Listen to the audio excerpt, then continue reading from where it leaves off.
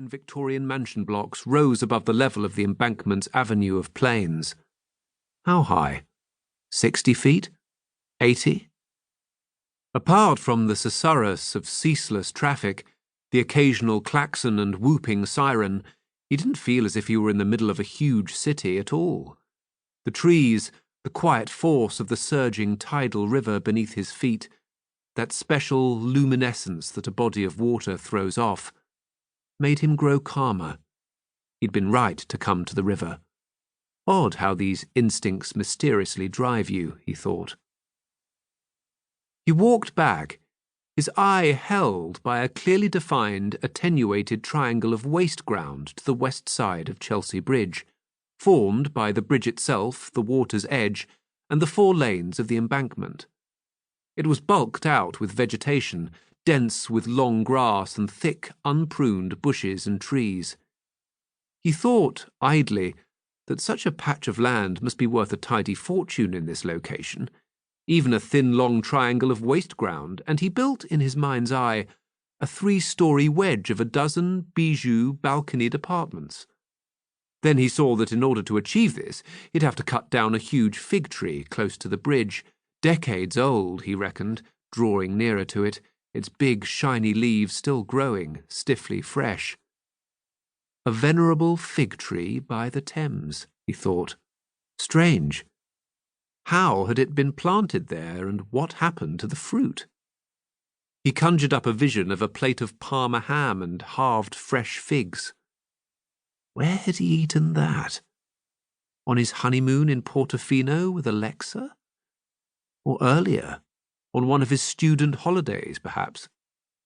It was a mistake to think of Alexa, he realized, his new mood of calm replaced at once by one of sadness and anger, so he concentrated instead on the small surges of hunger he was experiencing and felt, thinking of the figs and Parma ham, a sudden need for Italian food. Italian food of a simple, honest, basic sort. Insalata tricolore, pasta alla vongole, scallopine al limone, torta di nonna. That would do nicely. He wandered into Chelsea and almost immediately in the quiet streets behind the Royal Hospital found, to his considerable astonishment, an Italian restaurant, as if he were in a fairy tale. There it was, tucked under yellow awnings, badged with a Venetian lion, in a narrow street of white stucco and beige brick terraced houses. It seemed an anomaly, a fantasy. No shops, no pub, no other restaurant in sight. How had it managed to establish itself here amongst the residents? Adam looked at his watch, 6:20. A bit early to eat, but he was genuinely hungry now, and he could see there were already a few other customers inside. Then a smiling, tanned man came to the door and held it open for him, urging, "Come in, sir, come in. Yes, we are open. Come in, come in." This man took his coat from him, hung it on a peg, and ushered him past the small bar through to the light L-shaped room, shouting genial instructions and rebukes at the other waiters, as if Adam were his most cherished regular and was being inconvenienced by their inefficiency in some way. He sat Adam down at a table for 2 with his back to the street outside. He offered to look after Adam's briefcase, but Adam decided it would stay with him as he took the proffered menu and glanced around.